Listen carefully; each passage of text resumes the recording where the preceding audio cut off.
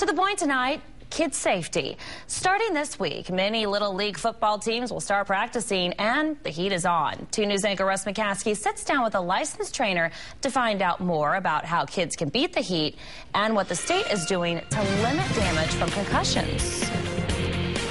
Dan Newman joins us today. Thanks for being with us. Thank you. Now, you are a licensed trainer with Union Public Schools, and obviously, you know, we're getting to that time of year where kids are going to start playing football again. It's really hot out there, and I guess kids should really worry about dehydration and so forth. They need to be drinking a lot of fluids. Lots of fluids, and hopefully by this time of the summer, they've gotten out a little bit during the day. You know, they're not at home locked up, you know, sitting in front of the TV, playing the video games all day. So hopefully they've been outside a little bit, get acclimated to that heat.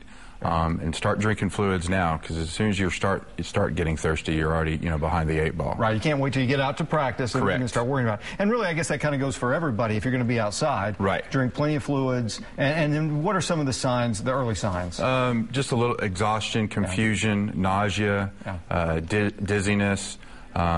You know, cramping can be a pretty early indicator of dehydration. So, all right, let's talk a little bit about concussions, because I know Union's doing some unique things with that, and this goes along with a state law that was passed. Tell us a little bit about the law that was passed, I guess, in May. Okay, a new state law, youth sports concussion bill, basically states any student athlete suspected of or having a concussion has to be removed from competition or practice at that time and cannot return to play or practice until they are evaluated by a licensed healthcare professional who is trained in head injury and concussion management. Right. And I guess the goal is to keep kids from going back too soon and having further damage. Correct. Because you go back too soon, and unfortunately, you know, death is a possibility with going back too soon. Yeah, and you don't hear it doesn't happen like every day, but almost every year you hear about a high school athlete who's had some type of problem, whether it's concussion related or even a heat stroke kind of thing.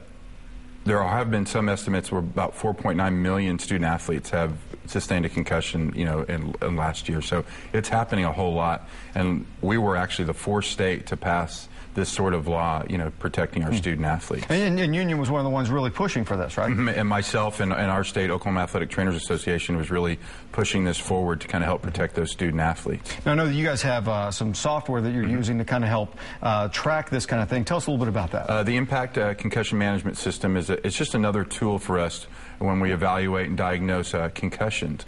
You know, we can ask a student athlete, you know, how you're feeling, you know, what kind of signs and symptoms you have.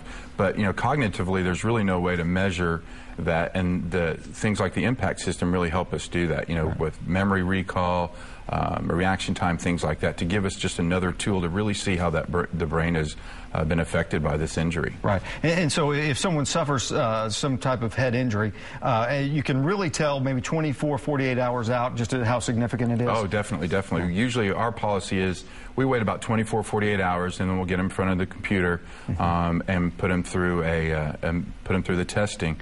At Union, we baseline test all of junior varsity and varsity football players, and then men's and women's soccer. Now, all of our student athletes have access to it. So if they are, or if they have sustained a head injury, you know, they'll come through my office and we'll get them and put them in front of the computer and get that test done. And so you start out with a baseline, and then you'll know how they respond after they've been hit. Yeah, you just compare the scores and see how they are.